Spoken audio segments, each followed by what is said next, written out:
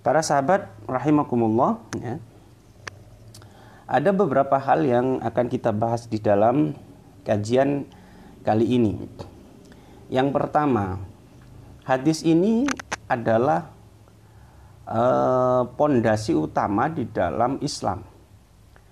Bahkan dikatakan oleh Al-Imam Asy-Syafi'i, imam madhab kita, ya, Imam Syafi'i, Muhammad bin Idris Asy-Syafi'i mengatakan,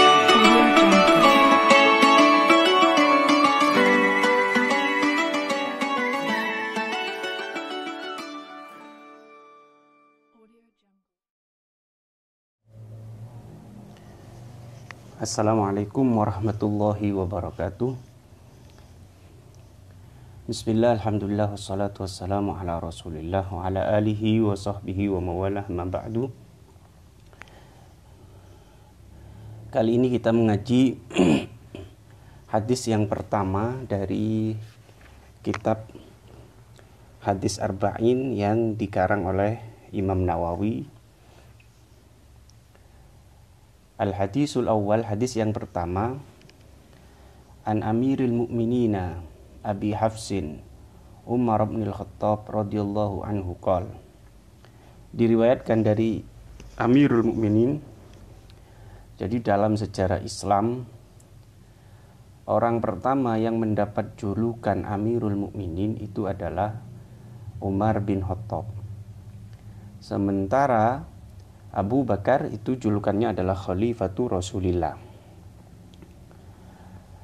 Umar berkata, Sami'tu Rasulullah sallallahu alaihi wasallam yaqul. Kata Umar, saya mendengar Rasul sallallahu alaihi wasallam bersabda, Innamal a'malu binniyat. Sesungguhnya amal perbuatan itu tergantung niatnya. Wa innama likulli imri'in ma nawa. Dan tiap orang itu akan mendapatkan sesuai apa yang diniatkan. Contohnya bagaimana? Contoh saat itu adalah fenomena hijrah di zaman Nabi. Faman kanat hijratuhu ilallahi wa rasulih, fa hijratuhu ilallahi wa rasulih. Kalau ada orang sahabat Nabi dulu yang ikut hijrah dari Mekah menuju Madinah, karena banyaknya tekanan politik, tekanan sosial, bahkan tekanan ekonomi dari orang-orang kafir Quraisy, akhirnya umat Islam saat itu hijrah ke Yathrib yang kemudian dikenal dengan kota Madinah Al-Munawwarah. Siapa yang hijrah ke Madinah tujuannya karena untuk Allah dan Rasul, maka tentu hijrahnya memang murni untuk Allah dan Rasul, gitu. Wa man kanat hijratuhu lidunya yusibuha. Siapa yang hijrahnya ke Madinah itu untuk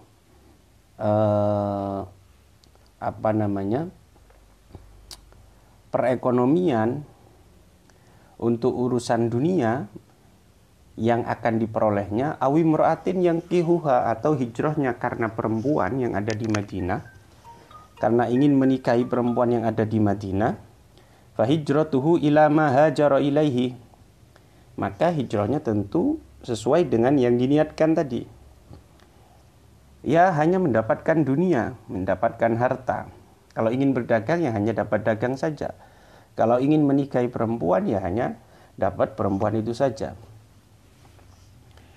Rawahu Imam al-Muhaddisin Abu Abdillah Muhammad bin Ismail Ibni Ibrahim Ibni Mughirah Ibni Bardisbah al-Bukhari wa Abul Husain Muslim Ibnul Hajjaj Ibni Muslim al-Kushairi an-Naisaburi fi sahihaihima alladaini huma ashahul kutub al-musannafah. Hadis ini diriwayatkan oleh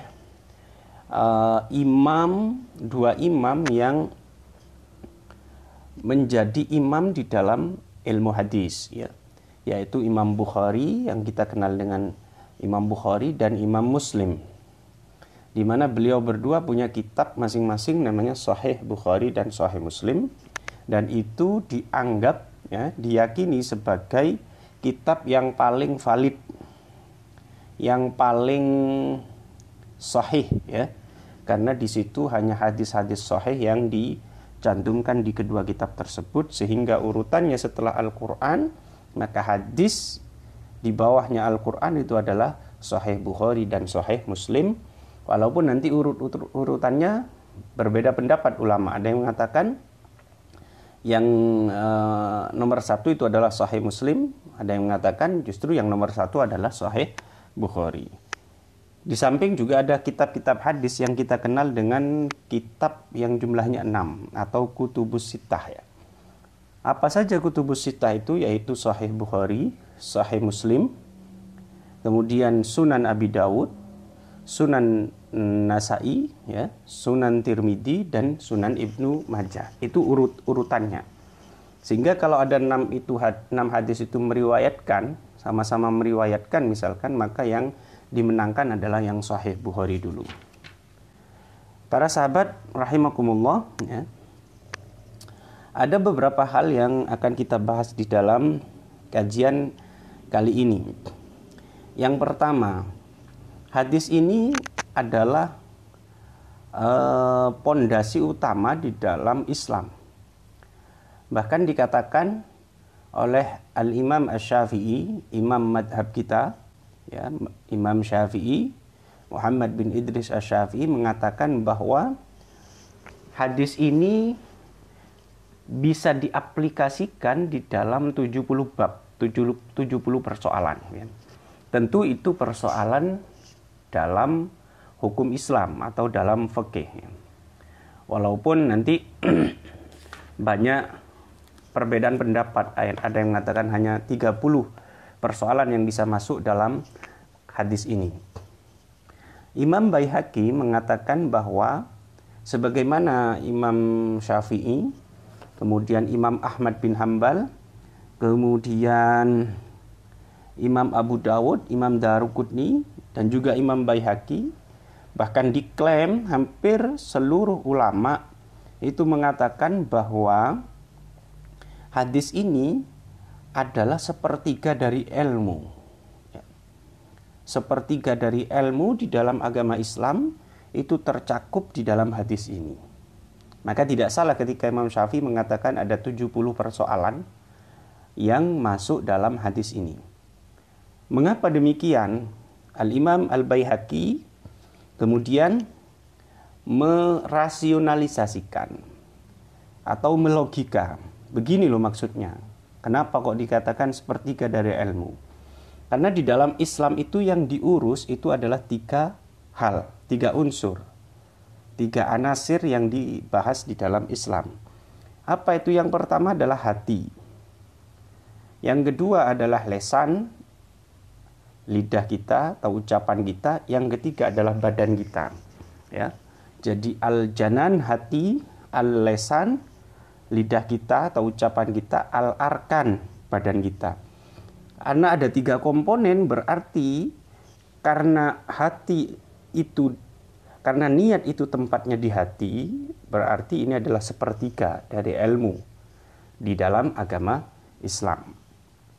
Para sahabat yang dimuliakan oleh Allah Subhanahu wa taala, sehingga kemudian ulama kita pilah-pilah dulu. Jadi kita yang pertama bahas itu adalah ulama-ulama fikih. Ulama fikih menjadikan hadis ini sebagai landasan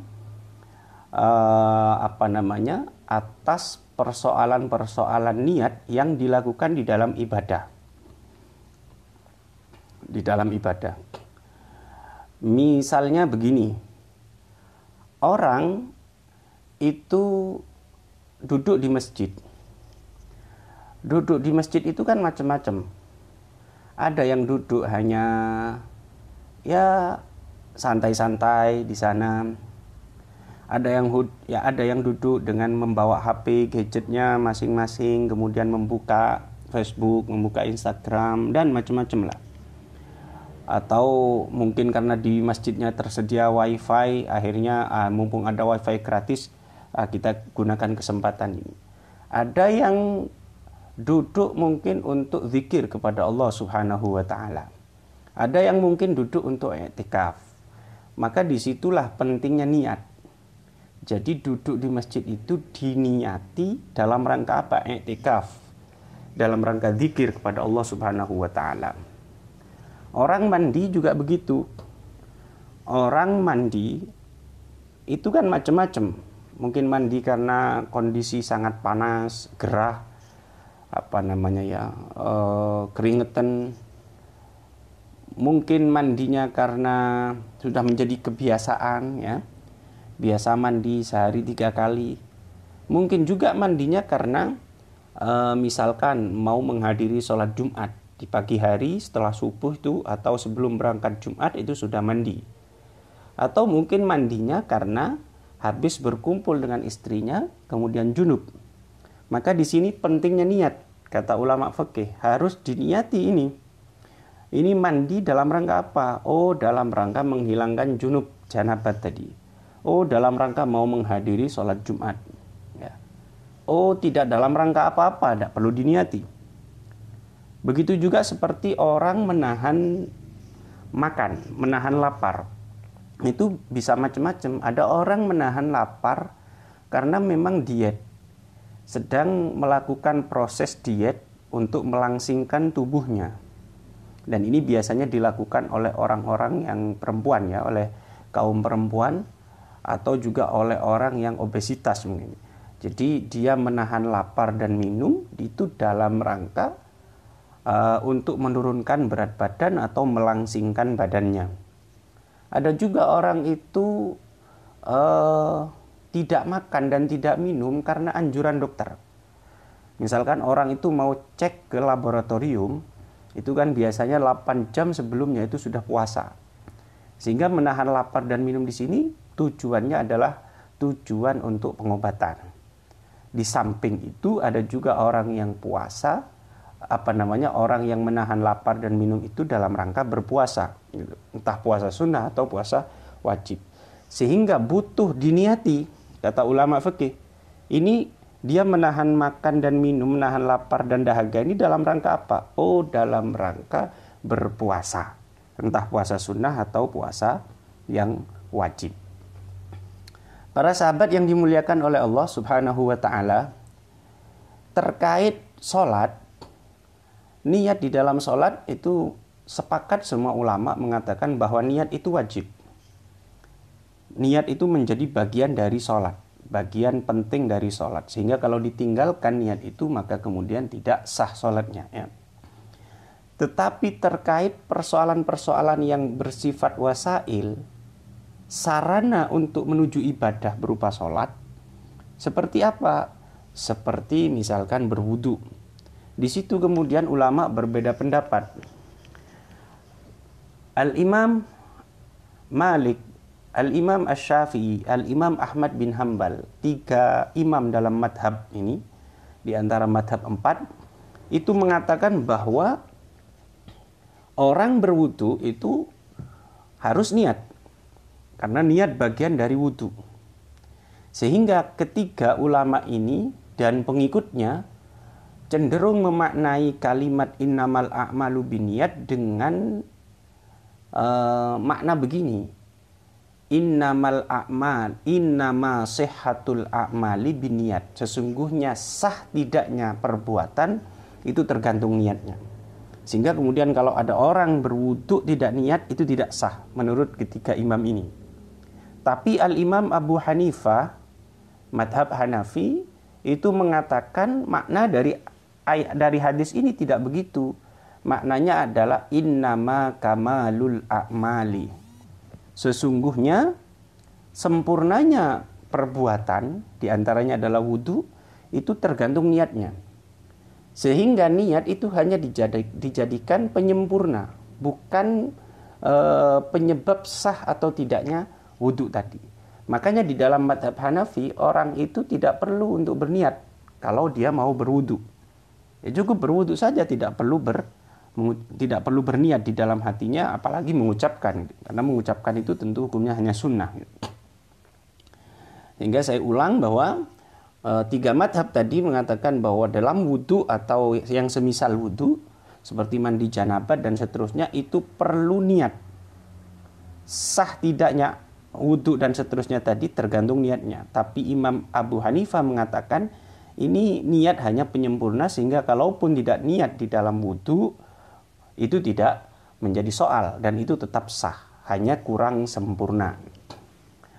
Para sahabat yang dimuliakan oleh Allah Subhanahu wa taala. Lalu berikutnya, ulama tasawuf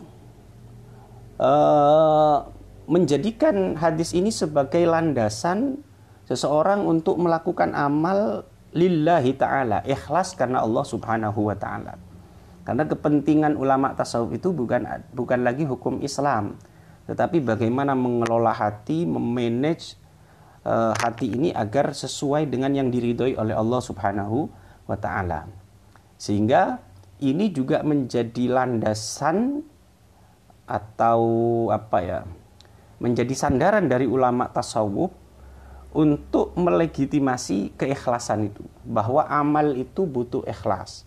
Kalau tidak ikhlas, maka itu tidak diterima oleh Allah Subhanahu wa ta'ala. Di dalam hadis ini dikatakan bahwa seseorang melakukan sesuatu itu tergantung niatnya. Kalau dia niat untuk Allah, karena Allah dan karena Rasul, maka itu adalah ikhlas. Sehingga itu akan potensi diterima oleh Allah Subhanahu wa taala sangat besar, sangat memungkinkan. Tapi kalau niatnya karena urusan dunia, karena urusan perempuan, karena urusan popularitas dan seterusnya, maka itu sudah keluar dari kategori ikhlas gitu loh. Sehingga ini cenderung untuk tidak diterima oleh Allah Subhanahu wa taala, sebagaimana yang dilakukan oleh Muhajir Ummi Qais. Dulu ada orang yang hijrah dari Mekah ke Madinah karena ingin menikahi Ummu Qais, ya. Ingin menikahi perempuan yang bernama Ummu Qais, sehingga pria yang hijrah karena mengubur atau karena berusaha mendapatkan cewek ini tadi, Ummu Qais, maka dikatakan muhajir Ummu Qais, orang yang hijrah karena Ummu Qais. Ini bisa diaplikasikan dalam segala hal. Ada orang kemudian bersedekah, mengeluarkan hartanya kepada orang lain yang membutuhkan, atau kepada masjid, atau dikeluarkan untuk pesantren, untuk madrasah diniyah, untuk guru-guru TPQ, guru-guru Al-Quran dan seterusnya. Ini niatannya apa? Niatannya lillahi ta'ala, atau niatannya ingin agar mendapat pujian, riya, atau karena ingin popularitas. Oh, ini orang yang dermawan dan seterusnya. Lah, itu yang berusaha dikelola oleh ulama-ulama tasawuf. Makanya di dalam kajian tasawuf itu, ikhlas itu tingkatannya ada 3. Sebagaimana di dalam kitab Iqadul Himam, syarahnya Hikam yang dikarang oleh siapa? Ya Allah, Masya Allah kok lupa ya. Jadi syarahnya Hikam itu Iqadul Himam. Di sana dijelaskan tingkatan ikhlas itu ada 3. Al-ikhlas ala thalasi darajat. Ikhlas itu ada 3 tingkatan. Yang pertama darajatul awam. Tingkatannya orang biasa. Orang umumnya orang ya. Apa itu? Orang awam itu sudah dikatakan ikhlas kalau dia melakukan ibadah, melakukan amal perbuatan karena mengharap dapat imbalan.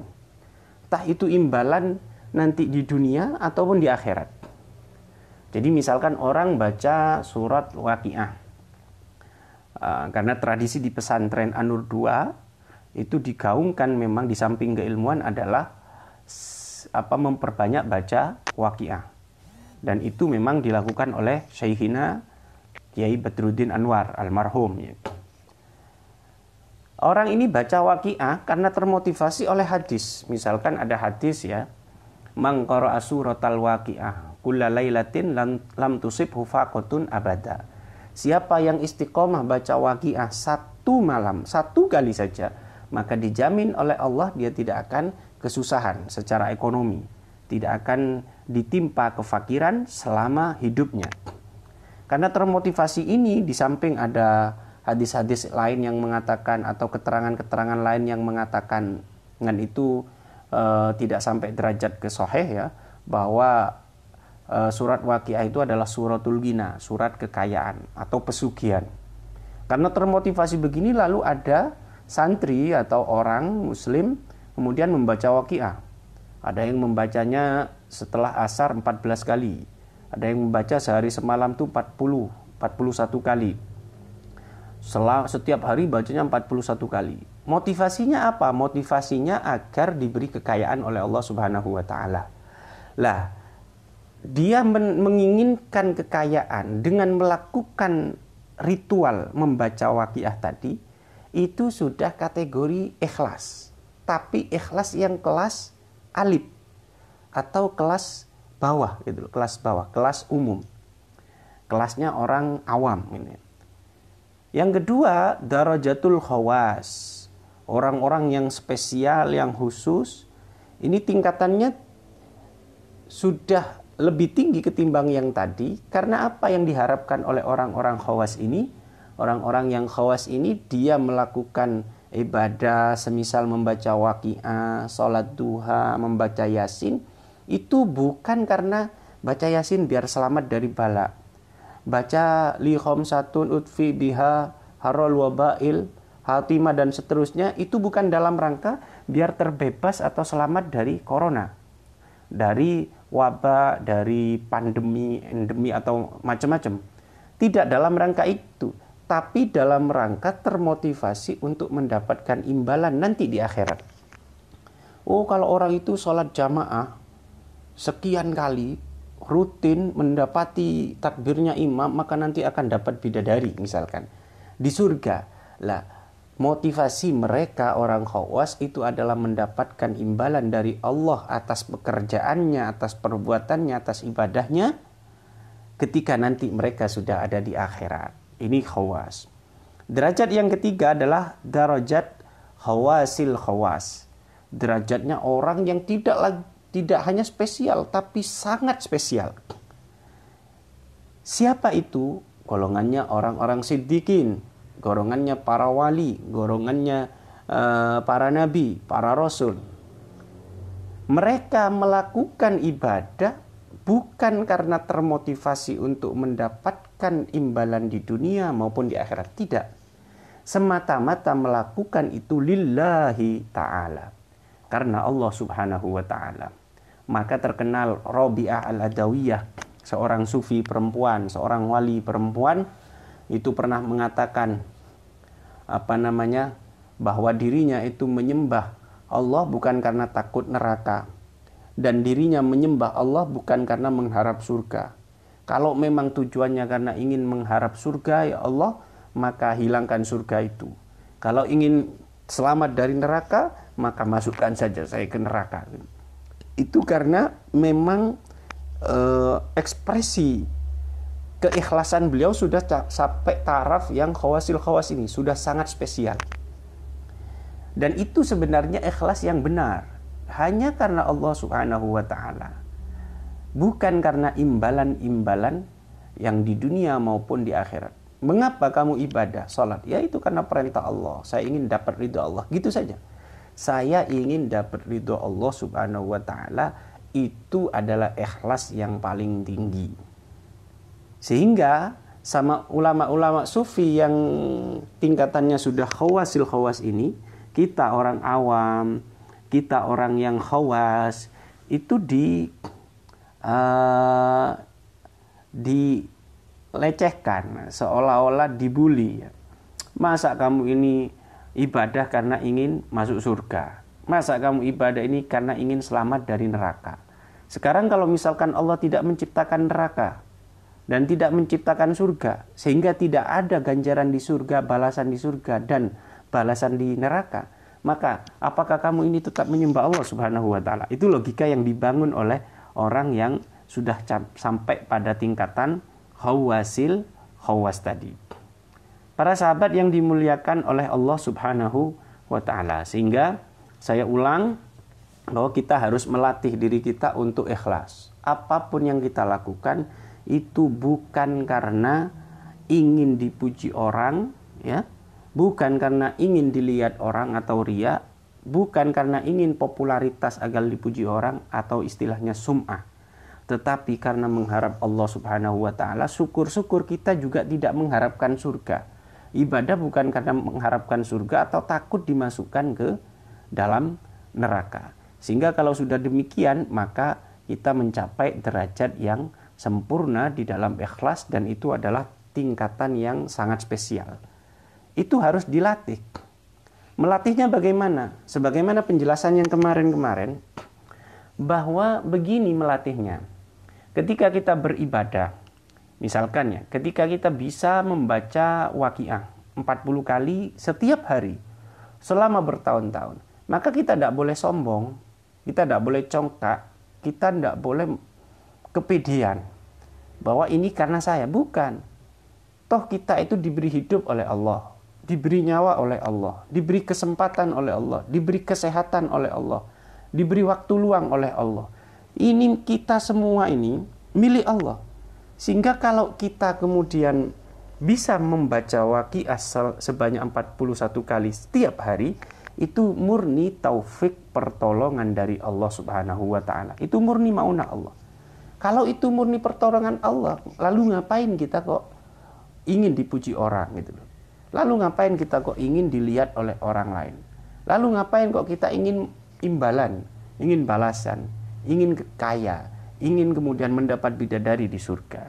Ini yang berusaha dibangun, logika ini dibangun oleh ulama-ulama sufi yang sudah sampai pada taraf atau tingkatan yang khawasil khawas. Para sahabat yang dimuliakan oleh Allah, yang terakhir dari hadis ini, fenomena hijrah yang luar biasa merebak di kaum milenial ataupun di kaum urban ya. Itu fenomena hijrah luar biasa. Kalangan artis, kalangan perkotaan itu hijrah. Begitu sudah hijrah, ini fashionnya sudah berubah.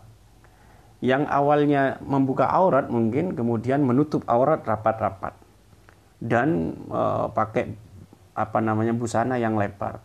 Tapi tetap fashionable, tetap enak dipandang ya. Fashionnya tetap enak dipandang, bahkan juga bisa jualan kerudung, jualan jilbab, jualan busana muslim dan seterusnya. Maka ini perlu dipertegas. Ini hijrah ini, fenomena hijrah ini sebenarnya dalam rangka apa gitu? Dalam rangka lillahi ta'ala, atau dalam rangka agar mendapatkan keuntungan ekonomi dengan jualan fashion dan seterusnya, atau karena ini musim Ramadan, maka saya kalau tetap membuka aurat akan tidak laku di televisi, tidak diambil oleh produser dan seterusnya, maka saya harus berjilbab, harus busana muslim, harus menutup aurat agar juga tetap tayang. Nah ini tayangan pakaian hijrah dia di dalam berpakaian ini dalam rangka urusan dunia atau materi tadi, untuk meraup keuntungan materi atau untuk popularitas atau yang lain. Itu yang perlu dipertegas. Fenomena hijrah ini sudah baik sebenarnya.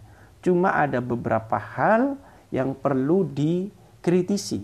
Sebenarnya ini tujuannya untuk apa? Hijrah sendiri, Rasul Shallallahu Alaihi Wasallam melakukan hijrah dari Mekah ke Madinah, sehingga kemudian ulama membagi dua hijrah itu. Ada yang hijrah madiyah hissiyah, hijrah yang bersifat fisikal, bersifat fisik, perpindahan dari satu tempat ke tempat yang lain, ya, perpindahan dari Mekah menuju ke Madinah. Tapi dengan catatan kata ulama bahwa hijrah ini murni karena Allah Subhanahu wa taala.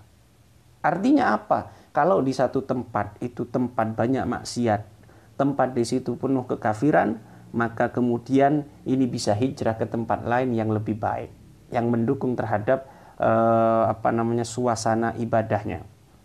Misalkan ada di satu tempat itu orang biasa mabuk-mabuk dan seterusnya, sudah menjadi tradisi. Bahkan ketika ada orang meninggal, itu tradisinya juga begadang dan minum minuman keras. Itu sudah mengakar betul di masyarakat. Maka Pilihannya orang itu adalah tetap di situ dan mengajak pelan-pelan, merubah pelan-pelan masyarakat di situ, asalkan kuat. Atau karena tidak kuat berada di situasi yang semacam itu, maka pilihannya kedua adalah hijrah. Hijrah, pindah dari satu kota atau satu daerah yang penuh kemaksiatan, penuh kekufuran, menuju tempat yang lain yang mendukung keislamannya. Ini namanya hijrah yang fisik, hijrah yang madiyah hissiyah.